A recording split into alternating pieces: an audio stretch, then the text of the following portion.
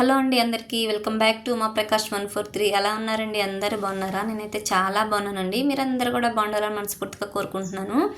ఈరోజు మళ్ళీ మంచి వీడియోతో మీ ముందుకైతే వచ్చానండి. పిల్లలు చాలా ఇష్టంగా తింటారు. చాలా మంచి స్నాక్స్ చాలా బాగున్నాయి. చాలా క్రిస్పీగా కూడా వచ్చినాయండి. ఆకు పకోడీ అండి. ఎలా వేయాలి ఏంటనేది ఈ వీడియోలో అయితే చూద్దాం. చాలా సింపుల్ ప్రాసెస్ అండి. దీనికి కావాల్సింది ముందు వరిపిండి అండి. వరిపిండి తడిపిండి కావాలి. దాని గురించి అయితే నేను రేషన్ బియ్యం అయితే తీసుకున్నాను. 1 కేజీ రేషన్ బియ్యం అయితే తీసుకున్నానండి. అవన్నీ కూడా ఒక గిన్నెలోకి వేసేసుకుని 2-3 సార్లు శుభ్రంగా కడిగేసుకొని అప్పుడు నానబెట్టుకుంటే అందులో ఉన్న చెత్త అంతా కూడా పోతుంది. మనకు స్మెల్ అనేది కూడా రాదనమాట. శుభ్రంగా కడిగేసి 2-3 సార్లు కడిగేసుకున్న తర్వాత ఒక 4-5 గంటలు నానబెట్టుకోవాలి. బియ్యం నానాక కూడా ఇంకా 2-3 సార్లు కడిగేసుకొని మనం మిల్లి పట్టించేసుకోవడమే. మనం అరిసెల పిండికి పట్టించుకుంటాం కదండి, తడిపిండి సేమ్ అదే ప్రాసెస్లో పట్టించుకోవాలి. ఒక చుక్క వాటర్ కూడా ఉండకూడదు ఇందులో. నీళ్ళు మొత్తం కూడా వంచేసుకోవాలన్నమాట. నీళ్ళు మొత్తం ఉంచేసుకొని మనం మిల్లి పట్టించేసుకోవడమే. ఇప్పుడు ఇందులో కావాల్సింది ఆనియన్ పేస్ట్ అండి. నేను కేజీ రైస్ అయితే తీసుకున్నాను కదా, దానికైతే 3/4 కేజీ ఆనియన్స్ అయితే తీసుకున్నానండి. కారానికి సరిపడా పచ్చిమిర్చి, చిన్న అల్లం ముక్క కూడా తీసుకున్నాను. మనకి కారం పచ్చిమిర్చి ప్లేస్లో కారం కూడా యాడ్ చేసుకోవచ్చు. మనకు కలర్ కావాలి అంటే కొంచెం టేస్ట్ మారుతుంది కదని ఆ చిన్న అల్లం ముక్క అయితే వేసుకున్నాను. ఇవన్నీ కూడా చిన్న చిన్న ముక్కలుగా కట్ చేసి పక్కన పెట్టుకున్నాను. ఇవన్నీ కూడా ఇప్పుడు మిక్సీలో వేసేసుకోవాలి. చాలా స్మూత్గా వేసుకోవాలండి ఆనియన్ పేస్ట్ అయితే. చిన్న ఆనియన్ ఇక్కడ చిన్న ముక్కలు కూడా ఉండకూడదు. అలా ఉన్నప్పుడు మనం జంతికల గొట్టంలో ఆకు పకోడీ వేస్తాం కదండి, అలా వేసినప్పుడు ఆ ముక్కలు అడ్డుపడి మనకి వేయడానికి చాలా కష్టంగా ఉంటుంది. అందుకని చాలా స్మూత్గా పట్టుకోవాలి మిక్సీ అయితే. చూడండి ఎంత స్మూత్గా ఉందో. ఇలా మిక్సీ పట్టేసుకోవడమే.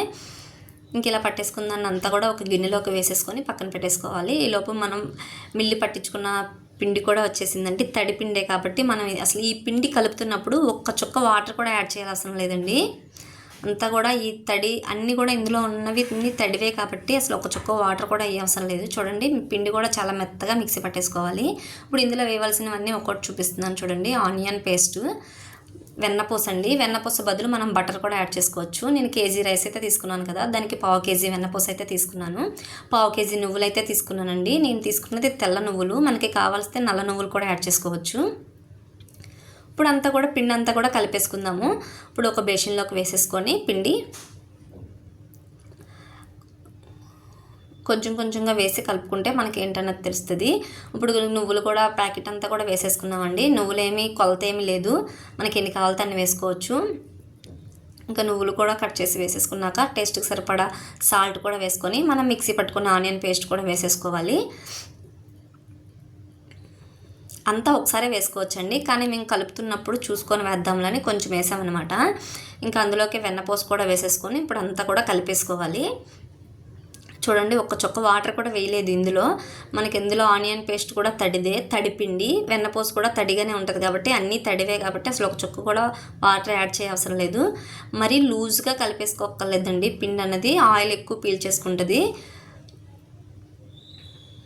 చూడండి చాలా స్మూత్గా ఇలా ఉంటే సరిపోతుంది అనమాట. ఇప్పుడు పిండి కలిపేసుకున్నాం కదండి, దీన్ని పక్కన పెట్టేసుకొని ఇప్పుడు ఆకు పకోడీ వేసుకోవడానికి నేను కళాయి అయితే పెట్టుకున్నాను. అందులో ఆయిల్ వేసుకొని మనం ఆయిల్ వేడెక్కాక ఆకు పకోడీ వేసేసుకోవడమే. చూడండి ఇప్పుడు ఆకు పకోడీ వేసుకుంటున్నాం కదా, జంతికల గొట్టంలో స్క్వేర్ టైప్లో ఉంటుంది కదండి, అది వేసి ఇలా నొక్కేసుకోవాలి. ఇలా వేసినప్పుడే అక్కడక్కడ ఆనియన్ చిన్న చిన్న ముక్కలు ఉండిపోతే మనకి కష్టంగా ఉంటుంది అనమాట. అందుకే చాలా మెత్తగా మిక్సీ పట్టుకోవాలన్నమాట. ఒక 5 నిమిషాలు ఆగాక టర్న్ చేసేసుకోవచ్చు. చిన్న ముక్కలు అయిపోయినా పర్వాలేదండి, మనం అచ్చులాగే తిరగవేయాలని ఏమీ లేదు. చాలా క్రిస్పీగా వచ్చినాయండి. ఆయిల్ కూడా ఎక్కువ పీల్చుకోలేదు. పిల్లలు స్నాక్స్ చాలా ఇష్టంగా తింటారు. చాలా బాగా వచ్చినాయి. ఒకసారి మీరు కూడా ఇలా ట్రై చేయండి. మీ అందరికీ కూడా చిన్న రిక్వెస్ట్ అండి, నా వీడియోస్ని ఎవరైనా చూస్తున్నట్టయితే నా ఛానల్ని సబ్స్క్రైబ్ చేసుకోండి, లైక్ చేయండి, షేర్ చేయండి, కామెంట్ కూడా చేయండి. మీరు ఇచ్చే ఒక లైక్ చాలా సపోర్ట్గా ఉంటుందండి. ఇంకా మంచి మంచి వీడియోలు పెట్టాలని ఇంట్రెస్ట్గా ఉంటుంది. వీడియో నచ్చిందని అనుకుంటున్నాను. నా వీడియో కానీ నచ్చితే మీ ఫ్రెండ్స్ అండ్ ఫ్యామిలీకి షేర్ చేయండి. Thanks for watching.